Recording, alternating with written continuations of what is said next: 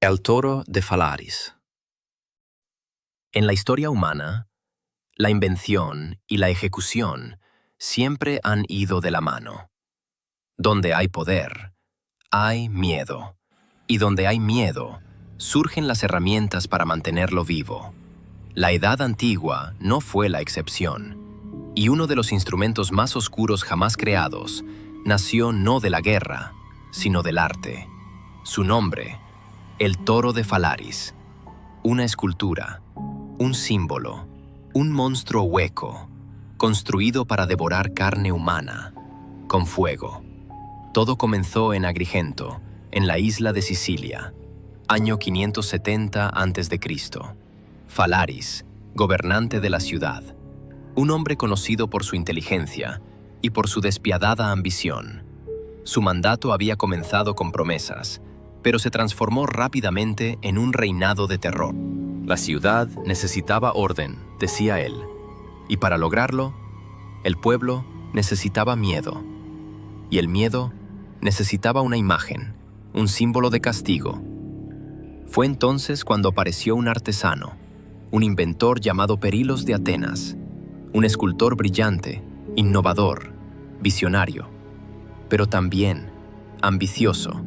Quería impresionar a Falaris, ganar su favor y quizás asegurar su lugar en la historia. Perilos presentó su idea con orgullo.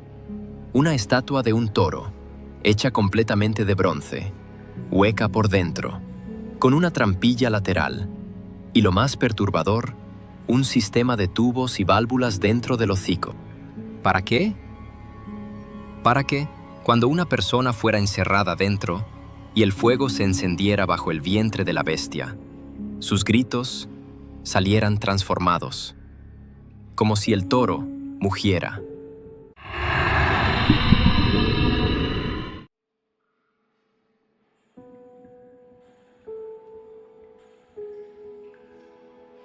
El arte, convertido en tortura. La acústica, usada para el sufrimiento.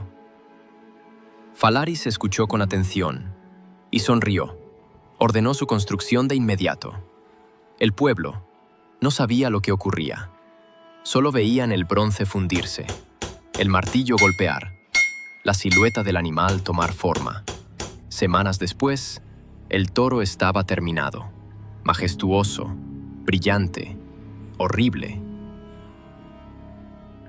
El tirano observó con fría curiosidad el majestuoso toro de bronce recién terminado, con una sonrisa apenas perceptible.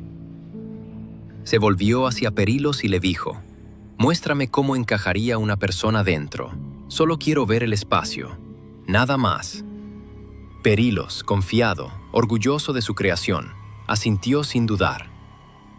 Se deslizó al interior del toro, acomodándose dentro de la cámara metálica. Entonces, el gesto del tirano cambió. Con una señal seca de su mano, los guardias se acercaron de inmediato y cerraron la compuerta de golpe.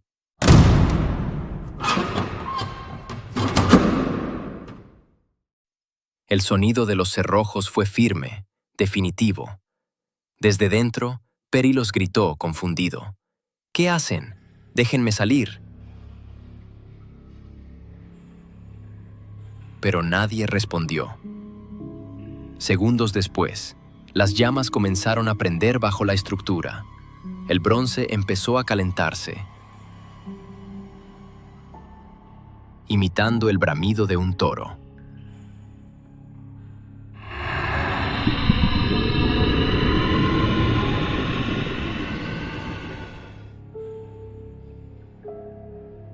El tirano observaba en silencio y por primera vez sonrió.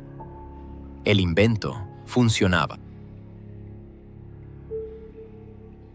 Pero no permitió que Perilos muriera. No aún. Abrió la compuerta.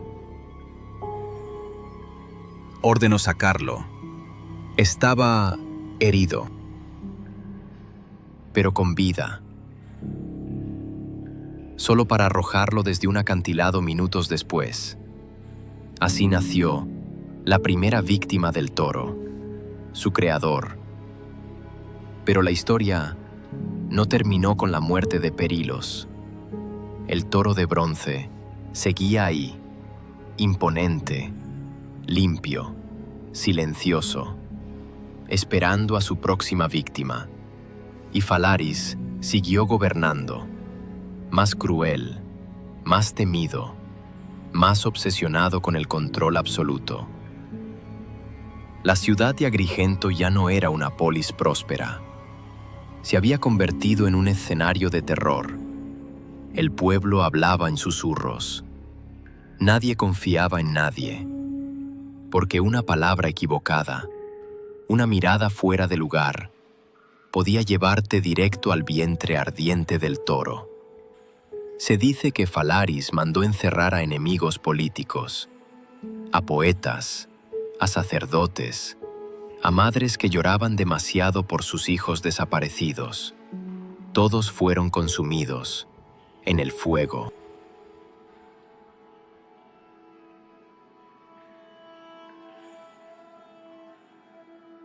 Pero ningún poder dura para siempre, y la fama también trae enemigos. Con el tiempo, los sacerdotes de la ciudad comenzaron a susurrar entre ellos. Hablaban de sacrilegios, de un tirano que había desafiado a los dioses, que convirtió el arte en tortura y la justicia en espectáculo. Y las murmuraciones llegaron a oídos de Telémaco. Un aristócrata, general retirado, hombre viejo, pero con ideales aún vivos. Telémaco no era un guerrero, era un símbolo, y en silencio comenzó a reunir aliados. Soldados desilusionados, civiles humillados, familias que habían perdido hijos dentro del toro. La revuelta fue rápida y sangrienta. Una noche sin luna, cuando el pueblo ya no pudo soportar más, los guardias fueron sobornados o vencidos, las puertas del palacio forzadas. Falaris intentó escapar, pero ya no era el joven fuerte que había tomado el poder. Era un viejo paranoico, rodeado de enemigos. Fue capturado, arrastrado por las mismas calles donde él había hecho desfilar a tantos otros, y llevado al mismo lugar donde su toro aún brillaba. El fuego ya estaba listo, como si alguien lo hubiera preparado con anticipación. Las brasas ardían bajo el vientre del monstruo de bronce. Falaris miró la escultura, ya no como símbolo de poder, sino como sentencia, como tumba. Intentó hablar, decir que era un error, que él había hecho grande a la ciudad, pero ya nadie escuchaba, porque él tampoco escuchó, ni las súplicas, ni los gritos, ni los ruegos que tantos le lanzaron, antes de arder. Las cadenas resonaron como un veredicto, y el tirano fue introducido en su propia invención.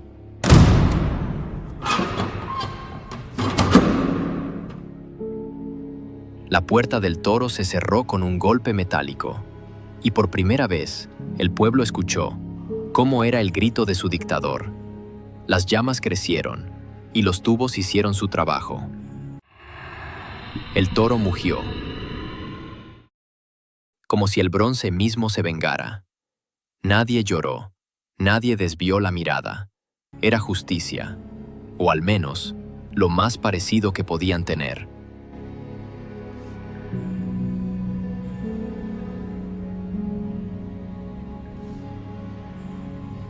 Cuando el fuego se extinguió, no quedó nada, solo un eco, un rumor, un silencio espeso.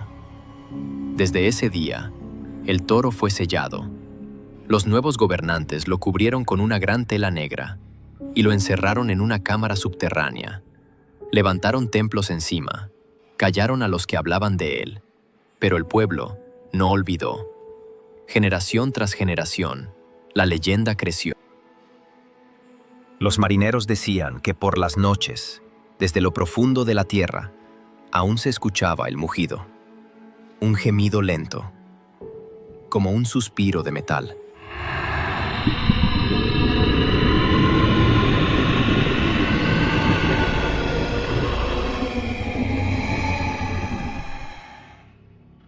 Algunos afirmaban que dentro del toro, el alma de Falaris aún estaba atrapada, que cada grito de cada condenado, fue absorbido por sus paredes, que el toro ya no era solo una máquina, era una prisión, un castigo eterno, el invento de un hombre, usado por otro, y que al final se tragó a ambos. La historia del toro de Falaris no es solo una curiosidad histórica, es una advertencia de que la crueldad siempre tiene un precio, de que los instrumentos del dolor siempre encuentran su camino de regreso, y que el fuego que creamos para consumir a otros puede, algún día, volver por nosotros.